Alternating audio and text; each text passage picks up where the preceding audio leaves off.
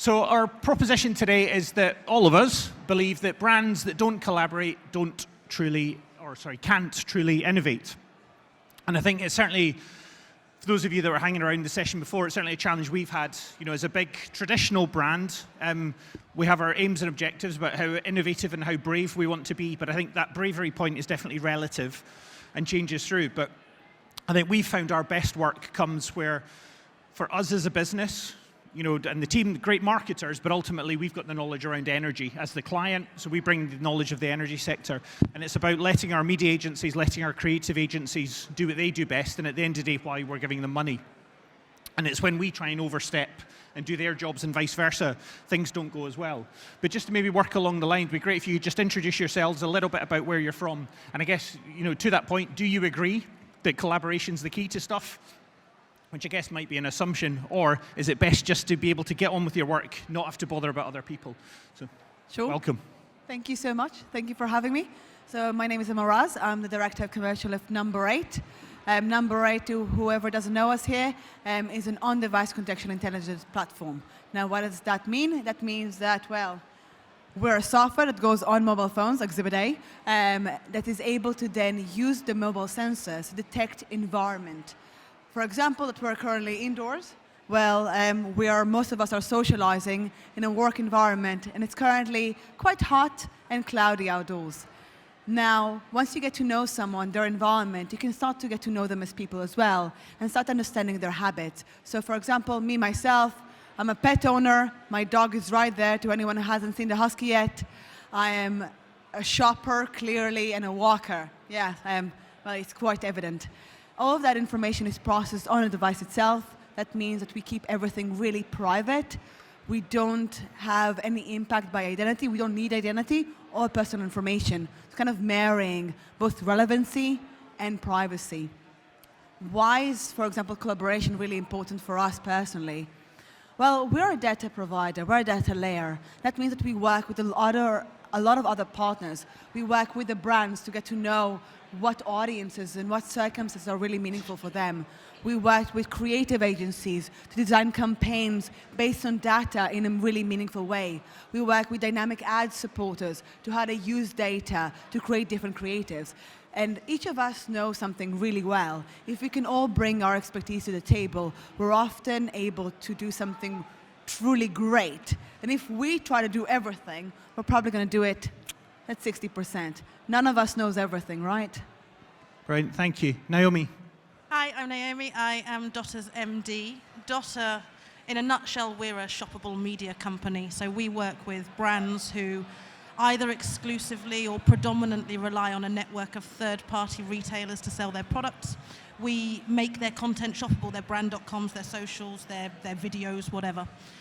For me, my background has always been in disruptive technologies, and what I found is that disruptive technologies very often don't live in one area of a business. So if you use Dotta as an example, we touch the e-commerce team, we touch the digital marketing team, we touch the brand teams, the creative agencies get involved, the media agencies get involved.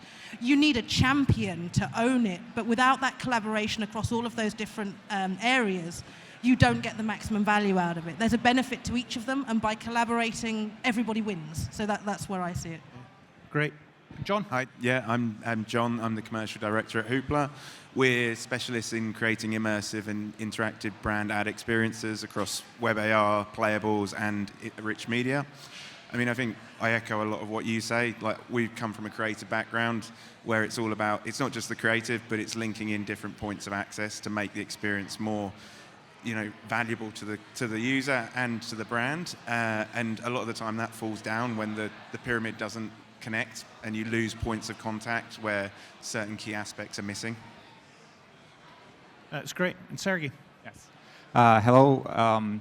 So Texel, my name is Sergey, and Texel, we do a virtual try-on. So imagine you are trying to buy a clothing online, and you're trying to figure out the size and how it's going to look on you. So you click a button, enter your details, and upload the photo, and it shows how the dress or the garment is going to look on you.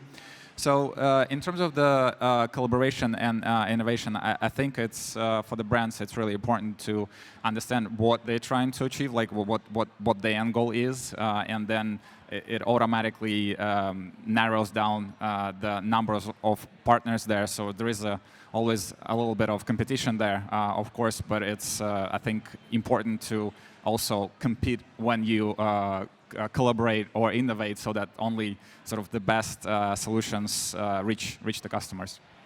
Which is great. And last but definitely not least. Hi, yeah. So I'm Tom from Gifta. We're an influencer gifting company, so we look after everything from start to finish, for the influencer selection, all the logistics, distribution, fulfillment, personalization of those beautiful boxes that get put together, as well as all the tracking and reporting on ROI as well. And for us, collaboration is really, really important. Not just the collaboration with a brand and influencer, but also the collaboration of allowing brands to work with other brands as well that complement one another and allow those brands to come together and be more powerful together as well. So, yeah, very much agree with this as well.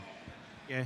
And to jump in, Naomi, just to come to you first, I think you talked about having a champion. Because what was great about all the intros, and I did it myself, we all said the right thing, right? We all said collaboration's great, you work with loads of people, you innovate and get the best results. But actually, truthfully, it's quite nice when you just get to make a decision and do your own thing, isn't it? And sort of to heck with everyone else, because you can get bogged down in the swamp. You talked about the importance of having a champion. Can you just talk a little bit more around that? Because again, it's how have you found that you can still keep everybody happy, but you do need that sort of North Star, that person to really champion the cause and take a lead?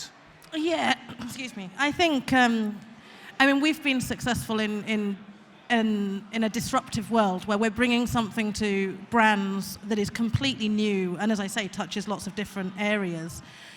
By having a champion, by somebody who owns it, who sees the big picture, so somebody who understands how the e-commerce team, the brand team, the shopper marketing team, the media agency, and has that kind of holistic view of that overall benefit. That's the champion that I'm looking for.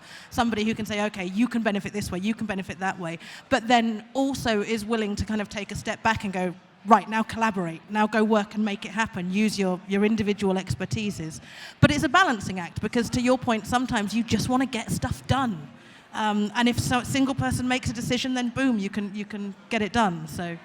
And that's it. And Emma, I saw you nodding along there. In terms of, through lots of these panels, so we're talking about collaboration, but again, another theme that all of us will talk about and all of us know the importance of is speed and agility. Yes. And to that point, how do you make sure you still keep that pace in, but take people's opinions on board as well? Well, think about it as a project manager, right? So in a project, you want to get anything done. You have someone managing that project, and they pull in all the experts. So I used to work in cybersecurity, and I used to actually launch multiple actual servers. Really, really difficult, very complex. This is the background I come from. And that means we have to pull in the product team, the engineering team in Taiwan, the engineering team in Boston, the QA team, and all of those need to collaborate. But there's one person who knows the timeline, who knows what needs to be done, can ask the right questions, and then pull those expertise together, and if needed, say yes or no.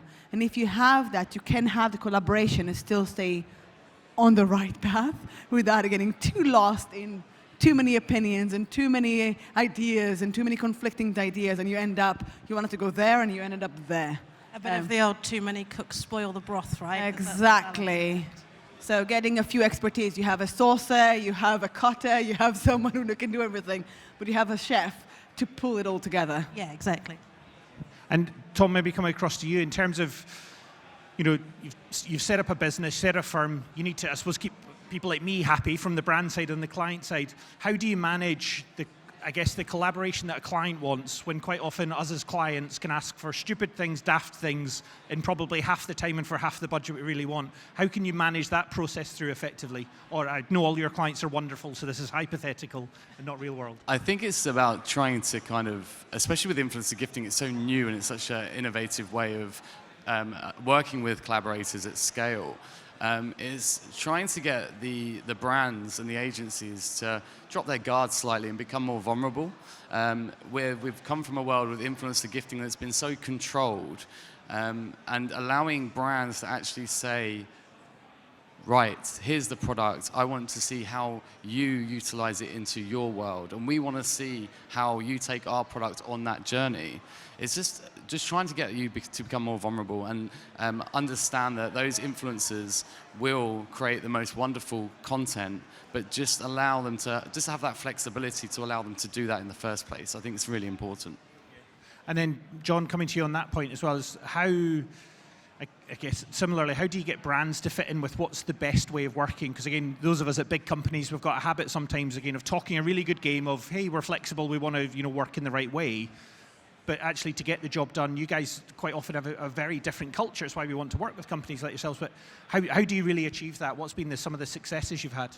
I mean, really, yeah, I think it's like you say, it's like trying to avoid getting too many people in the pot and have a leader on it, really. And like, they need to understand the objectives and the value within the project. What we see a lot of the time is we'll create these immersive experiences that can live across multiple points of media, but then, and you only find out after the campaign, the client was like, oh, I wish that had run on out of home or print as well. And you're like, we could have done this from the start, and we were shouting about it from the start. But because of the disconnect between different points of activation, you miss out on those value points. And so I think it's having someone who's that stakeholder that knows how to connect internally. I mean, what we always do is we have very clear, concise workflows where we kind of explain all the processes, explain all the different things, and have that single point of contact. And Sergey, how honest you want to be, open forum is entirely up to you, of course, but have there been any projects that you really worked on where it's gone too far, too many cooks, too much collaboration, and actually, if you could have just got a couple of people in a room and sort of, banged heads together, that would have worked well? Have you had any examples of that recently, again, where people talk, come on everyone, let's all get involved, everyone's views are equal? Any experiences of that, and how did you correct? Yeah, we actually do end up in situations like this, but just sort of to bring the general point, there is a really good historical fact that I think really answers your question. So back in the 70s, there was a space race between US and Soviet Union, and there was a problem. How do you write in space? Because there is the usual pens don't work. So US came with this R&D approach where they invested millions of dollars into what later would be called space pen. And Soviets simply used pencil. So it's just the kind of those two different approaches that you might have, because you might have a problem that you can solve really simply. So say with returns, you can simply make customers pay to return, but obviously it's not going to be that sort of convenient for the customer, so you can introduce more sophisticated solutions like a size accommodation. So I think it's always important to bear in mind what the business goal is, what you're trying to achieve, and there is always like this a simplistic approach and simplistic solution that's probably not going to be that popular with the customers, but at the end of the day, it's going to get the job done. Great, and just getting into the last couple of minutes, so before we open up to the floor to see whether or not all of us as a room agree with the statement or not, just want to quickly go along the line. So we'll start with you, Emma, but just in a couple of sentences, because we've literally got a couple of minutes left. I guess thinking about the statement, your sort of final pitch, do you agree that brands that don't collaborate can't truly innovate? What's your final take on it? I still agree. I still agree that you do need to collaborate. I think that you need to bring experts together, listen to them, and still have that end result and end goal still in mind to make sure that you're true to form. So it's not like you don't need to collaborate, it just means that you need to manage your project well, and that's about it. But still bring the different experts, because nobody knows everything. That's how we also hire different people in a company. So we hire different people because different people know different things. Great. Naomi? Yeah, for me, I stand by my original statement. I think collaboration is massively important, but you need a champion. You need somebody who's got that kind of central oversight. On the innovation side of things, I think there can be a tendency for brands to kind of tippy-toe into stuff and maybe judge an entirely new innovation area on one tiny activation. And I think really to get the most out of the innovation side of it, collaboration takes time. You don't nail it first time round. And I think brands should be committing to, if we're going to innovate, we need to give this a decent run to make it work, and let those kind of collaboration and those communication points really bed in. Great, thanks. John? Yeah, no, I mean, I stand by it. I mean, I think the biggest thing is try to avoid hiding behind emails. Too much is lost in email threads. So many times I'll have different points of feedback coming from about 10 different people, all with contradictory feedback for the same thing. And you're like, what do I do here? And the simplest way to solve it all is get everyone's feedback and then get on a call together. Don't like be like, oh, I can't do this there. Just have a 10-minute call to run through it all, get it all aligned, and it's much quicker than back and forth and having this really long thread with all these different colours of feedback. You just get it done. Yeah. I'm so pleased you're absolutely not describing E.ON at all, ever are. Yeah. Good. Just good. Sergey. Yeah. Yeah, I think it's important to split the innovation and collaboration in two. So I think the real like deep tech research and development innovation comes from the years of research, and the brands have to invest in there. Like companies like E.ON probably invest millions of dollars in doing that. So there is probably some innovation there, but collaboration. But I think the real collaboration comes on the sort of business and marketing level, where you can leverage different channels from different companies, and this is where I think the sort of where the magic happens. So on scientific. There is probably not a lot of collaboration there, but on the business and marketing level, I think there is a lot of opportunities for sure. Great. Thank you. Tom? Yeah, I think personally what we're seeing at Gifta is that the collaborations with micro-influencers at scale are creating the most amazing innovations for the companies as well.